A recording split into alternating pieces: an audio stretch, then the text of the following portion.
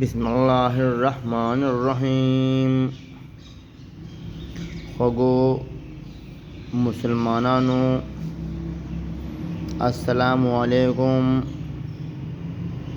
تاسو ته دا خبره ښکاره ده چې زمون مضمون را روانو د ښځې او خاوند حقوق دا اوس موږ بیانو.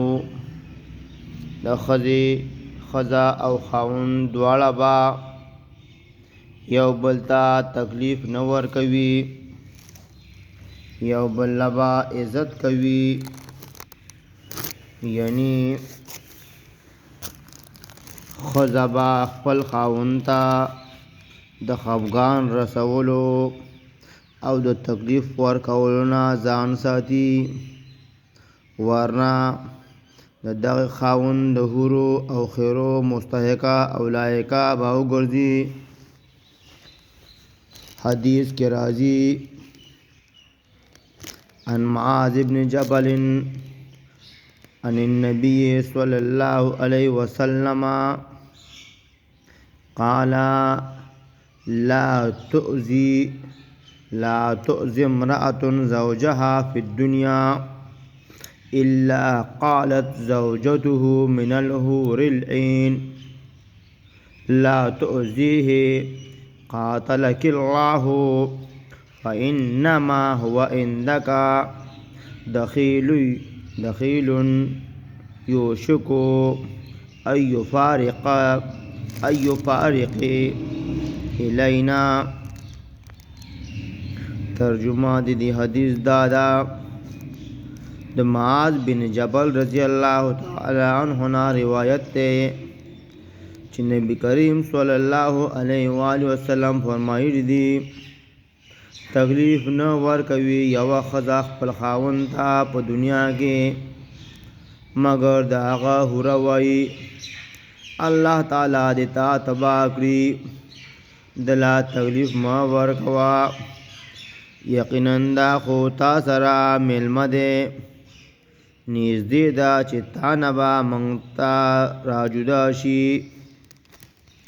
دا حدیث ترمذي راغستی دی، یعنی اوچته ښځه خپل خاوند ته د تکلیف او خفګان رسولو نه ځان ساتي، بلکې د خپل غم او درد پټولو هم کوشش کوي چې هسې نه چې خاوند ته تکلیف ملاو شي.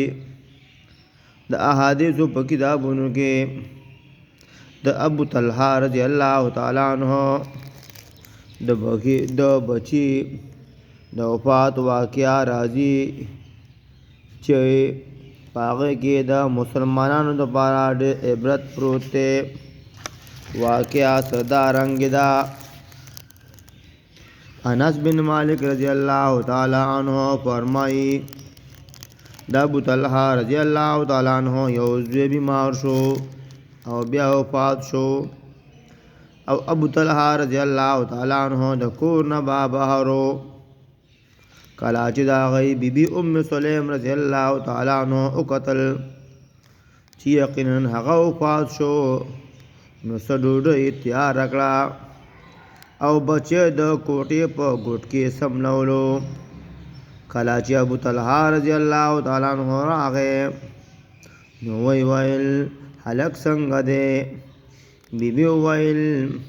بیبي ورته وویل هغه په آرام دی،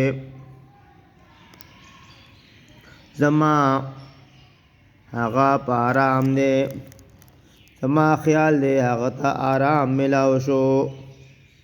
او ابو طلحه رضی اللہ تعالی عنہ ګمانو چې دا ریښتونې ده، یعنی صحیح وایي د آرام نه د بیبي مراد مرګ او د ابو طلحه رضی اللہ تعالی عنہ ترې خوب مرادو. فرمایي شپه یې تېره کړه، کله چې غسل د جنابت وکړو او اراده یې وکړه چې د سهار مانځله وځي، نو هغې خبر کړو چې هغه وفات شوی دی. نو د نبی صلی الله علیه وآله وسلم سره یې موضوع کړو او بیا یې خبر ورکړو د هغې چې دوی دواړو نه شوي وو، یعنې کورواله چې کړی و. نو نبي صلی الله علیه وسلم وفرمایل کیدای شي الله تعالی به تاسو دواړو لره په دې شپه کې برکت واچوي. سفیان بن عینه رضی الله تعالی عنہ فرمایي د انصارو نه یو کس وویل ما د هغې دواړو 9 بچي لیدلي وو چې ټول د قرآن کریم عالمانو. یعنې د ام سلیم رضی الله تعالی عنها په دې ادا شناسی باندې قربان چې څنګه هغې خپل خاوند د ذهني تکاوټ یعنې ستړیوالي نه بچ کړو او دې ټول غم په خپل زړه باندې تیر کړو. دا د دیندارې او پاک دامنې بیبي کار وي چې خپل خاوند دپاره د غم او درد سبب نه جوړیږي. دغه شان خاوند به هم د خپلې ښځې د خفګان او تکلیف نه ځان ساتي او د هغې به عزت کوي.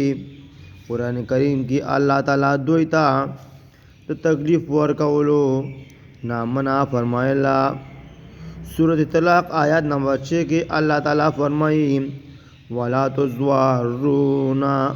تضواروهن لتضيقوا علیهن، او تکلیف مه ورکوئ دوی ته د پاره د دې چې تنګسیا راولي په دوی باندې. بل آیات کې الله تعالی فرمایي په سورة بقره آیات نمبر 201 کې فامسکوهن بمعروف او سرحوهن بمعروف ولا تمسکوهن ضرارا لتعتدوا ومن يفعل ذلك فقد ظلم نفسه. نو ساتوی دوی لرا په ښې طریقې سره یا پرېږدئ دوی لرا په ښې طریقې سره او ما بندوئ دوی لرا د پاره د تکلیف چې زیاتې وکړئ تاسو په دوی باندې. او چا چې وکړو دا کار نو یقینا د ظلم وکړو په خپل ځان باندې. ښځې لا ضرر او تکلیف ورکول دا په حقیقت کې ځان لا ضرر ورکول دي، ځکه چې الله تعالی به تعالی را د دې سزا درکوي. الله تعالی د ښځې او خاوند دا رشته جوړه کړې د دې دپاره دا چې مینه او آرام حاصل شي.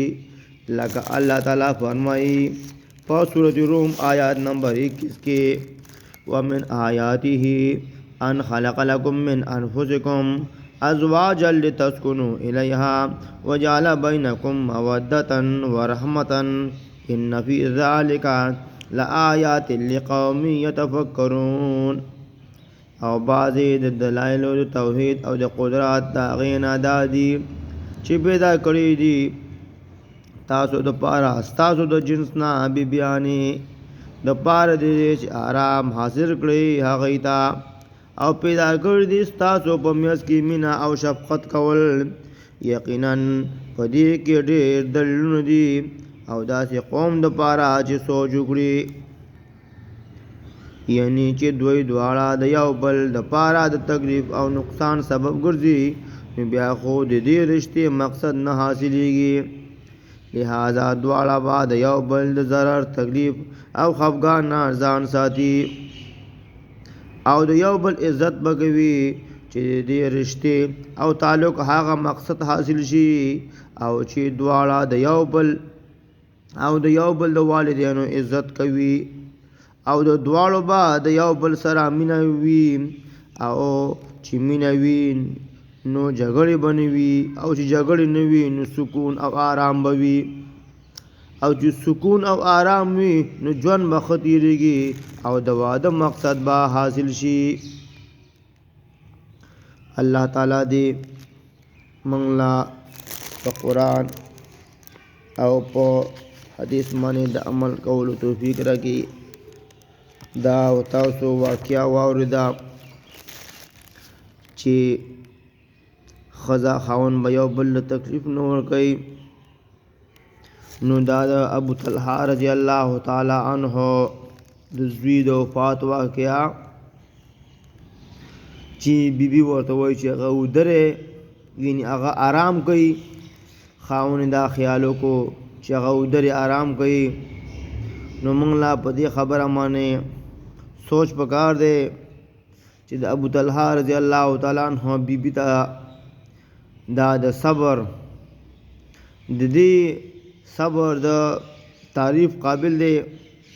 الله تعالی دې زمونږ د ټولو بیبیانې نیکې وګرځوي او الله تعالی دې موږ کې د صبر ماده پیدا کړي او الله جل جلاله دې موږ په صراط مستقیم روان کی